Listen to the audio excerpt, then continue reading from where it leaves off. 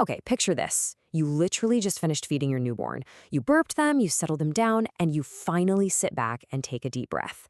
But then, 10 minutes later, the crying starts all over again. They want to eat. Again. Welcome to this explainer where we're going to unpack a phenomenon that has baffled and totally exhausted new parents since, well, the dawn of time. So if you're watching this at 2 a.m. with a baby fast asleep on your chest, just take a deep breath. We are going to decode exactly why your little one wants milk again and again. So the feed ends, right? You're so relieved. But then, barely 10 minutes later, they're showing those unmistakable hunger cues. You feed them again. 20 minutes go by, and they're crying for more.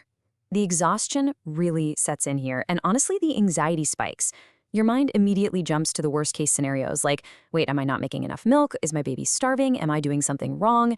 It's a terrifying little loop, but there is a very specific reason this is happening. Section 1. What is cluster feeding? Defining the exhausting reality.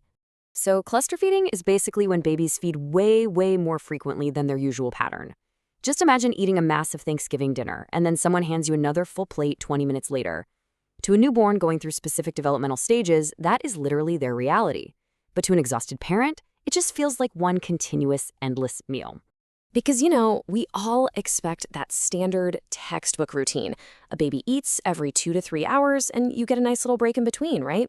But the cluster feeding reality, they want to eat every 20 to 30 minutes, sometimes even sooner. The massive gap between our expectation and this reality is exactly why so many new parents just panic. So let's look at the biology behind it. Section 2. Why babies cluster feed. The science behind the hunger. Here's the really surprising part, though. This totally exhausting behavior, it's actually completely healthy. For breastfeeding mothers, cluster feeding serves a brilliant biological purpose.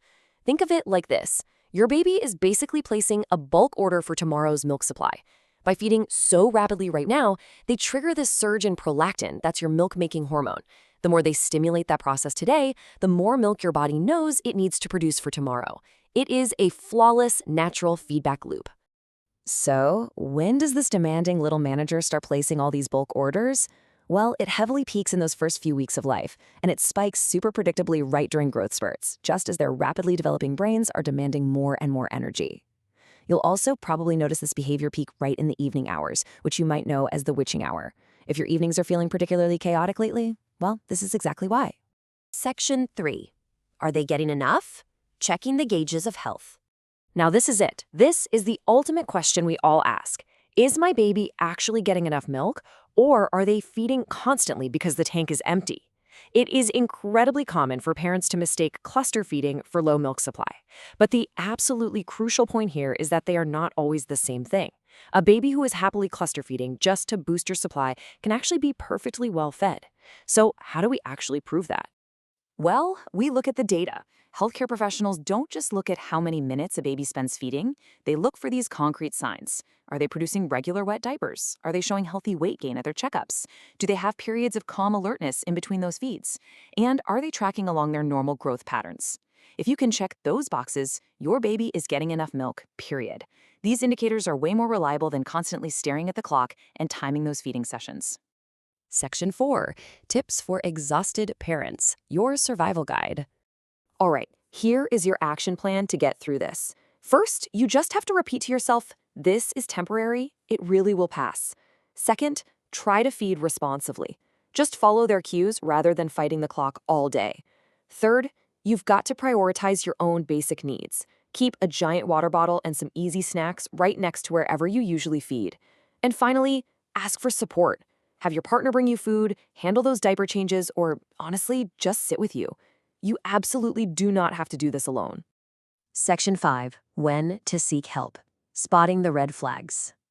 Now, while cluster feeding is completely normal most of the time, you definitely should talk to your pediatrician or a lactation consultant if you notice certain red flags.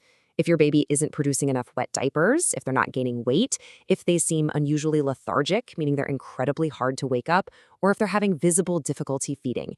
And honestly, if you just have a gut feeling or persistent concerns about your supply, just get professional guidance. An expert can quickly help identify if this is just standard cluster feeding or if something else actually needs your attention. But if those diapers are wet and the baby is growing, I really want you to let this sink in. Cluster feeding makes you second guess literally everything. But it doesn't mean your baby isn't getting enough milk, and it certainly doesn't mean you're doing anything wrong. Sometimes it's simply your baby's way of growing. You are doing a really great job. It kind of makes you wonder, right? What if cluster feeding isn't a glitch in the system at all, but actually the ultimate perfectly designed feature of newborn survival? So, have you experienced this intense marathon of cluster feeding? Drop down into the comments and share your experience. It genuinely helps other exhausted parents realize they aren't going crazy. If you found this helpful, make sure to subscribe to this explainer for more evidence-based deep dives. Thanks so much for joining me, and I'll catch you in the next one.